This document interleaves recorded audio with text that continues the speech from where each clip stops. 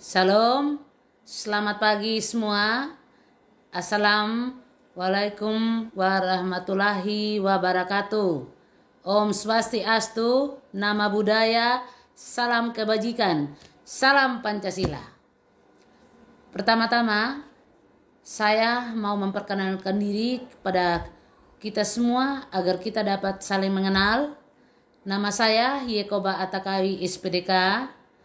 Jabatan saya sebagai Kepala Sekolah SMP Negeri 2 Waikabubak, Kabupaten Sumba Barat, Provinsi NTT. Baik, terima kasih. Saat ini saya akan mau berbagi pengalaman dengan apa yang saya rasakan termasuk ketika saya menonton video ini. Hal yang saya dapat dari kegiatan ini, pertama, saya sebagai kepala sekolah ketika berbicara tentang berpikir kritis dalam mengambil keputusan sebagai seorang pemimpin di sekolah ini agar dapat mencapai tujuan, maka saya sebagai seorang pemimpin harus tekun, harus peka dan tidak gegabah dalam mengambil keputusan. Sebab akan berpengaruh kepada banyak orang. Dan jika terburu-buru, maka hasilnya nanti tidak akan efisien. Karena itu, sebagai seorang pemimpin, benar-benar dalam mengambil keputusan harus mempunyai satu keyakinan yang pasti dan jelas. Contoh, dalam pembelajaran ini ketika saya menonton video, bagaimana seorang pemimpin ketika berbicara tentang berpikir kritis. Saya sebagai seorang pemimpin di tempat ini dalam mengambil keputusan, contoh berbicara tentang IKM atau kurikulum Merdeka Belajar ketika mau diterapkan di sekolah saya. Sebagai seorang pemimpin, tentu saya harus berpikir kritis dalam hal ketika saya merancang atau merencanakan tentang kegiatan ini. Saya perlu menganalisa dengan baik. Saya harus perlu mempersiapkan perencanaan yang matang. Dan juga dukungan pertama dari bagaimana seorang guru ketika dia bersiap menerima kurikulum ini, termasuk standar pembiayaan, termasuk sarpas yang mendukung, dan anak itu sendiri. Karena itu saya sangat berterima kasih lewat kegiatan pembelajaran dalam bentuk berpikir kritis di platform Merdeka ini sangat mendukung buat saya. Yang kedua, bagaimana aksi saya sebagai seorang pemimpin atau sebagai seorang kepala sekolah dalam hal membantu guru untuk berpikir kritis. Dalam proses pembelajaran mengajar, guru tidak mau memulai dengan langsung menerangkan.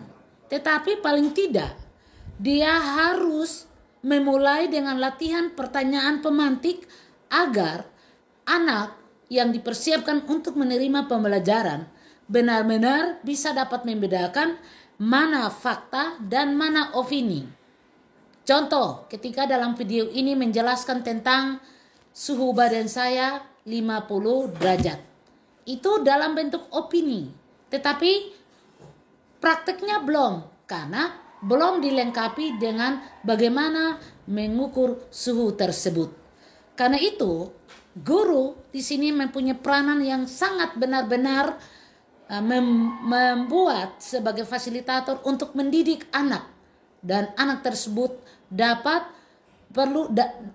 perlu menjawab setiap pertanyaan-pertanyaan yang akan disajikan oleh Bapak Ibu guru dalam proses belajar mengajar. Nah, juga terhadap anak didik, siswa betul-betul dilatih bagaimana suasana dalam kelas agar nyaman, agar aman, dan seorang guru harus ramah.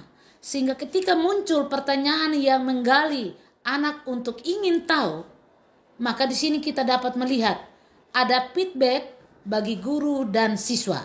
Sehingga ketika ada pertanyaan yang merancang atau ada pertanyaan yang menggali tentang masalah yang belum diketahui oleh anak, anak dapat merespon hal itu. Dan yang berikut, anak supaya dia dapat efektif dalam suasana belajar yang lebih bagus, maka siswa di sini harus menyiapkan atau mempersiapkan suasana kelas yang bersih, rapi dan ramah, dan bagaimana menciptakan kondisi untuk anak supaya mampu berlatih bertanya terus, tidak sekadar diam. Dan juga guru perlu juga memberikan tanggung jawab kepada anak dan orang tua agar dapat menjadi fasilitator di rumah. Ketika guru memberikan tugas, tidak sebatas anak menerima, tapi ketika di rumah, orang tua juga bertanggung jawab dalam hal mengambil keputusan dan selalu mendukung anak. Dan harapan saya ketika berbicara tentang berpikir kritis, saya sebagai seorang pemimpin menghimbau kepada bapak, ibu guru, anak-anak termasuk orang tua. Mari kita mendukung anak-anak kita agar belajar lebih bagus, meningkatkan metode belajar yang lebih efektif dan mampu mengaktifkan siswa dalam kelas, serta benar bertanggung jawab sebagai orang tua untuk mendukung kepada anak, terutama ketika diberi proyek baik untuk individual maupun untuk kelompok, sehingga sekolah dapat menghasilkan anak yang berprestasi. Demikian penyampaian saya ketika kita berbicara tentang berpikir kritis. Salam pendidikan, salam untuk semua Bapak Ibu guru, semangat belajar.